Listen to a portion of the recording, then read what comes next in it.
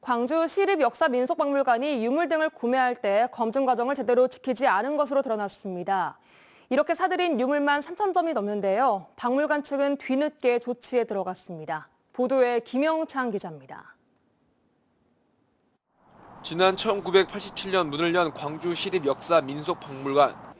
박물관에는 각종 근현대사 자료 사료와 유물 등 소장품 17,000여 점을 소유하고 있습니다. 이 같은 소장품 구입에 대해 국민권익위원회는 지난 2014년 전국의 모든 박물관에 지침을 내렸습니다. 유물 수집 과정에 대한 검증이 미흡하다며 전국의 모든 국공립박물관은 구매할 소장품을 미리 공개하라는 겁니다. 시민과 지자체, 유관기관 등의 사전 공개해 도난품인지 유조품인지를 따져 구입 과정을 투명하게 하겠다는 게 핵심입니다. 유물 취득 관리에 대한 표준 규정 마련 이렇게 되어 있는데요. 네. 그래서 이제 그 당시에 조치사항으로 이렇게 권고한 사항이 있어요.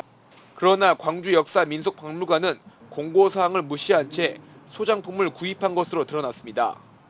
통상적으로 유물을 구입할 때 모두 7단계의 과정을 지킵니다.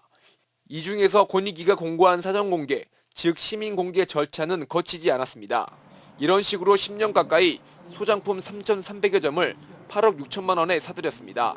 국민권익위원회에서 지적했던 것처럼 유물 취득하는 데 있어서 기준이나 절차의 객관적인 투명성 이런 부분들이 확보가 안 됐다고 볼 수 있죠.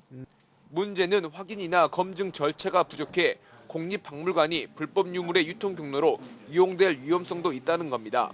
도난 문화재인지 그다음에 이 여부에 대해서는 판단할 수가 전혀 없습니다. 유물이 소위 말해서 위작이 들어왔는지 구입을 했는지. 실제로 지난 2018년에 한평군이 박물관을 건립하려는 과정에서 제대로 된 검증 절차를 거치지 않고 유조품 33점을 구입해 논란이 된 바 있습니다.